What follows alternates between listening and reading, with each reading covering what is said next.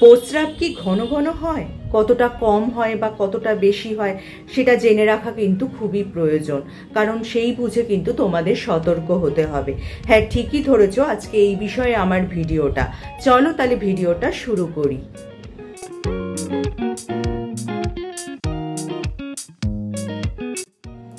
Hello friends, welcome back to my channel. আমার সব বন্ধুরা কেমন আছো?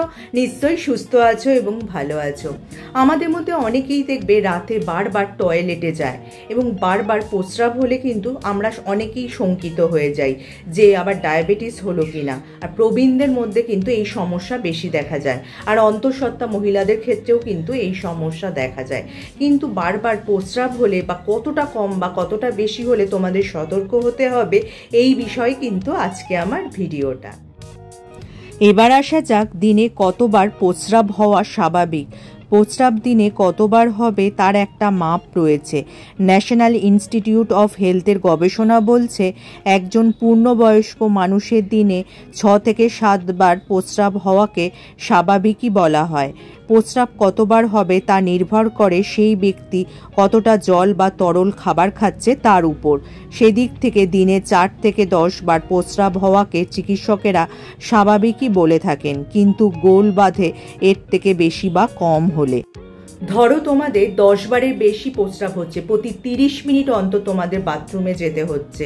এছাড়া দেখবে যাদের 4-6 বার দিনে প্রস্রাব হয় বা প্রস্রাবের সময় জ্বালা যন্ত্রণা ইত্যাদি অনুভব হয়, তাদের কিন্তু অবশ্যই চিকিৎসকের পরামর্শ নেওয়া জরুরি। এবার আসা যাক কখন তা রোগ। একজন পূর্ণবয়স্ক মানুষের ক্ষেত্রে মূত্রাশয়ে 200 মিলিলিটার পরিমাণ প্রস্রাব জমা হলেই মূত্রত্যাগের প্রয়োজন অনুভূত হয়। সুস্থ অবস্থায় মূত্রাশয় 350 থেকে 550 মিলিলিটার মূত্র ধরে রাখতে সক্ষম। যারা দীর্ঘ সময় প্রস্রাব চেপে রাখে তাদের সমস্যা বেশি হয়। সেক্ষেত্রে পেলভিক ফ্লোরের পেশি দুর্বল হয়ে যেতে পারে। তখন মূত্রথলিতে চাপ পড়ে, সেই জায়গায় পেশি সংকোচন ও প্রসারণ বাধা পায়, ফলে নানা রকম সমস্যা দেখা দেয়। যেমন মূত্রনালীতে সংক্রমণ হতে পারে, ঘন ঘন প্রস্রাবের বেগ আসতে পারে, হাঁচি বা কাশির সময়ও প্রস্রাব বেরিয়ে আসতে পারে, অর্থাৎ প্রস্রাব ধরে রাখতেও সমস্যা হতে পারে। সেক্ষেত্রে দেরি না করে অবশ্যই চিকিৎসকের কাছে যেতে হবে। একজন পূর্ণবয়স্ক মানুষ দিনে 3 থেকে 3.5 লিটার জল পান করলে ভালো, তবে রোগব্যাধি থাকলে এই পরিমাণ আলাদা হবে। চিকিৎসকেরা বলে থাকেন দিনে 10 বারের বেশি প্রস্রাব হতে থাকলে তা অস্বাভাবিক, তখন একে বলা হয় পলিইউরিয়া।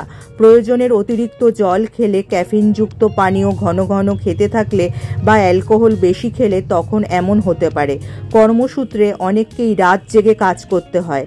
রাতভর যদি ঘন ঘন চা বা কফি খেতে থাকো তাহলে কিন্তু এই সমস্যা বাড়তে পারে।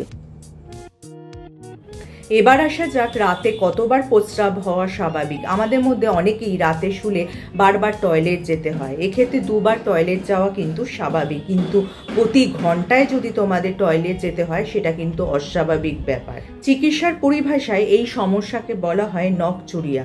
এবার এই নকচুরিয়া কাদের হয়? যারা সাধারণত কিডনির ওষুধ খাচ্ছে তাদের, বা 40-এর পর কিন্তু এই সমস্যা হতে শুরু করে, এবং বয়স্কদের মধ্যে এই সমস্যা বেশি দেখা যায়। অন্তঃসত্ত্বা বা গর্ভাবস্থায় মহিলাদের ক্ষেত্রেও কিন্তু এই সমস্যা দেখা দিতে পারে।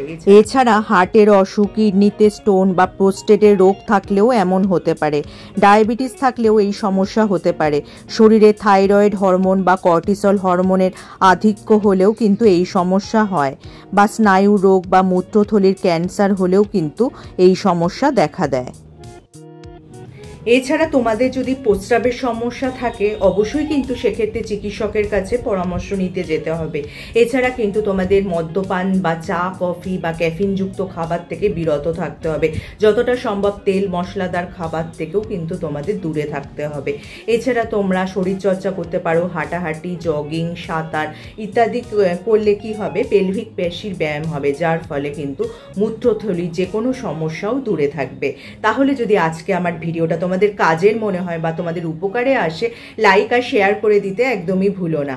যারা আমার এই চ্যানেলটা প্রথম দেখছো, চ্যানেলটাকে অবশ্যই সাবস্ক্রাইব করে নিও এরকম উপযোগী ভিডিও আরও দেখার জন্য। তার পাশে যে বেল আইকনটা আছে ওটা প্রেস করে অন করে দিও, যার ফলে যখনই আমি ভিডিও আপলোড করব নোটিফিকেশান তোমাদের কাছে পৌঁছে যাবে।